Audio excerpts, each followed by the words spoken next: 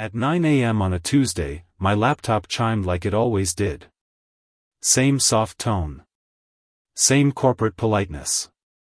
Meeting started. Except this time, it wasn't a meeting. It was an ending. I clicked join and saw 3 faces already there, HR, legal, and a guy I'd only ever seen in investor presentations. No small talk.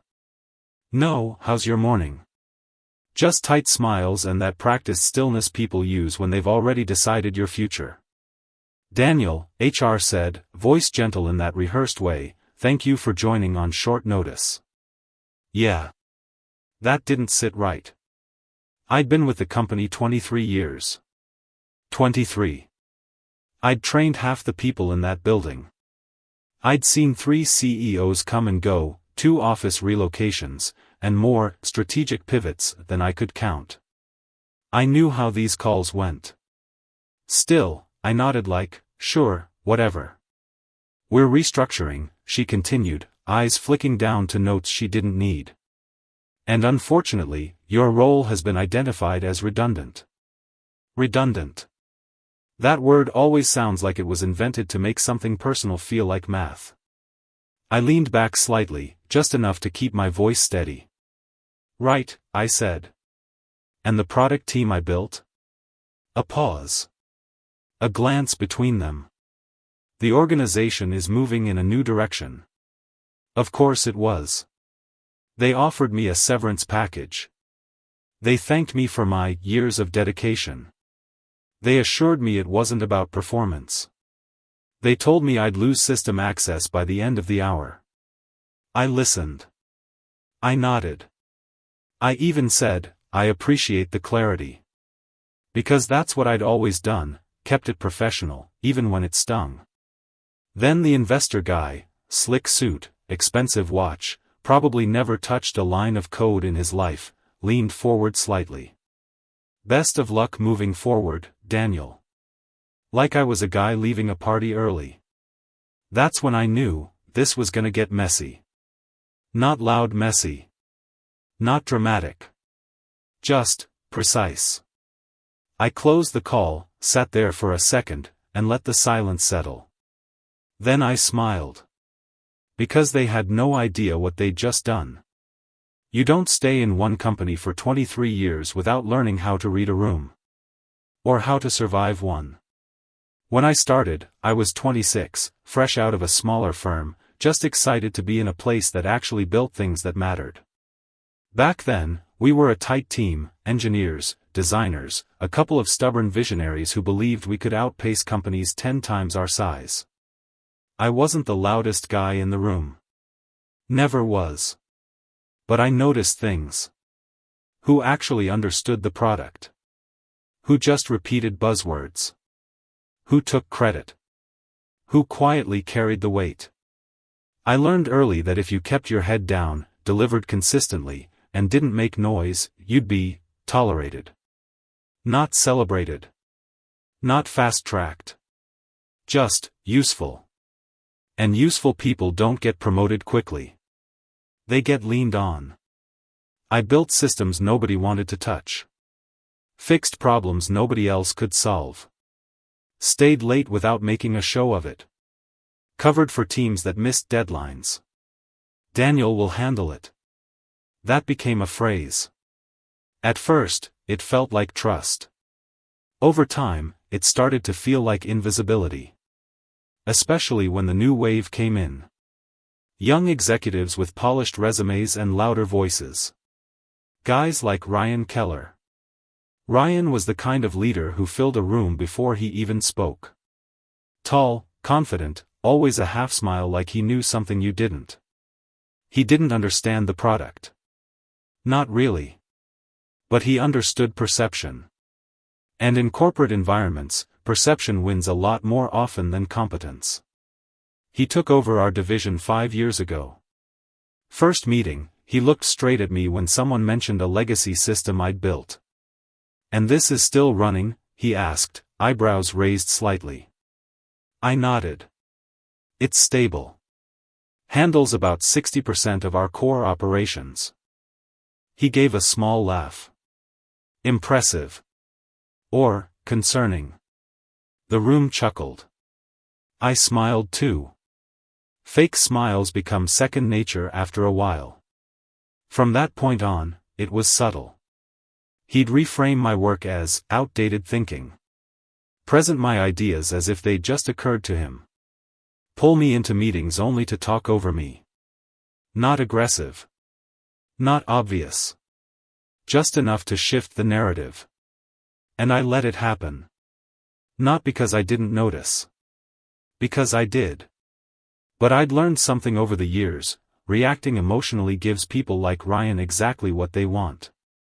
So I observed. And I waited. At home, I didn't pretend. Maya could read me better than anyone. She'd sit across from me at the kitchen table, coffee in hand, watching me like she was piecing together a puzzle. Something's off, she said one night. I shrugged. Work. She tilted her head. Work's always something. This is different. I sighed, leaned back in the chair. New leadership, I said. Same story.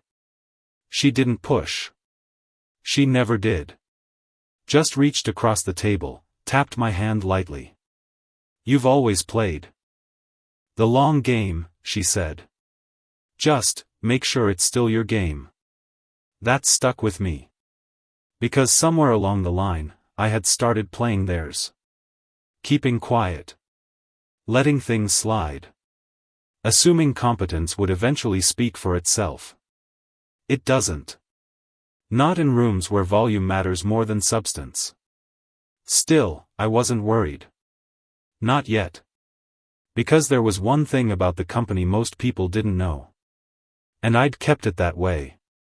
15 years ago, before Ryan, before the investors, before the big expansion, we were struggling. Cash flow was tight. Deadlines tighter. We were trying to build a core algorithm that would eventually become the backbone of everything we did. But it wasn't working. Not reliably. I spent months on it. Late nights, early mornings, scribbling ideas on whiteboards and napkins, rewriting code from scratch more times than I could count. Eventually, something clicked. A workaround. A structural shift in how the system processed data. It wasn't flashy. But it worked. And more importantly, it scaled. We filed a patent. Company name on it, of course. But buried in the documentation, in the fine print, was a clause. Because at the time, I'd negotiated something small.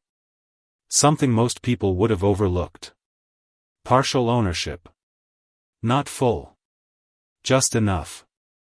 Back then, it didn't feel like leverage.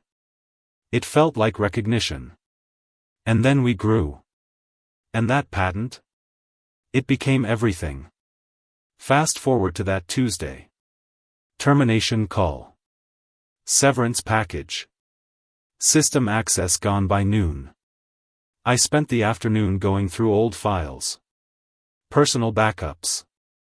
Documentation I'd kept over the years, not out of paranoia, just habit. Maya walked in around 6. They did it? She asked. I nodded. She set her bag down, looked at me carefully. And? I shrugged slightly. Clean. Professional. Very efficient. She crossed her arms. You don't look surprised. I'm not. And you don't look angry. I smiled faintly. That's the part they're counting on. She studied me for a moment. Okay, she said slowly. So what's the move? I leaned forward, elbows on the table. They built the entire company on a system I co-own. Her eyes narrowed slightly. And they just removed me from it. Silence.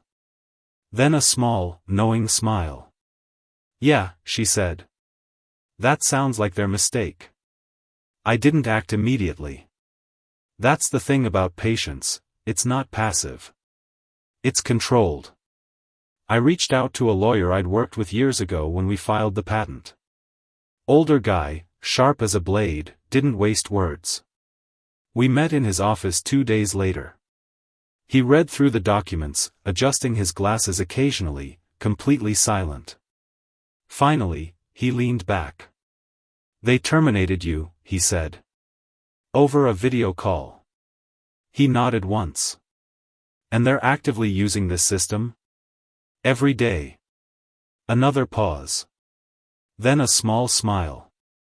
"Well," he said, "that's bold. We built a case carefully. Not aggressive. Not emotional. Just factual. Ownership percentage. Usage dependency. Revenue correlation. The numbers spoke for themselves. Still, I didn't file anything yet. Because I was waiting. For Ryan. It came a week later. A press release. Revolutionizing the future. His words. My system. Front and center. He talked about innovation. Vision. Leadership. I watched the video, arms crossed, expression neutral. Maya glanced at me. "That's him?" she asked. I nodded. "He looks confident." "He always does," I said. "Right before he overplays his hand." That press release? That was the trigger. Because it publicly tied the company's future to a system they didn't fully own. And they just cut out one of the owners. I called my lawyer. "Let's move," I said. The confrontation didn't happen in a boardroom. It happened in a conference room they'd reserved for discussions. Neutral space. Controlled environment. Ryan was there. So were legal and a couple of board members. I walked in, calm, measured. Same way I'd walked into meetings for 23 years. Ryan smiled like nothing had changed. "Daniel," he said. "Didn't expect to see you back so soon."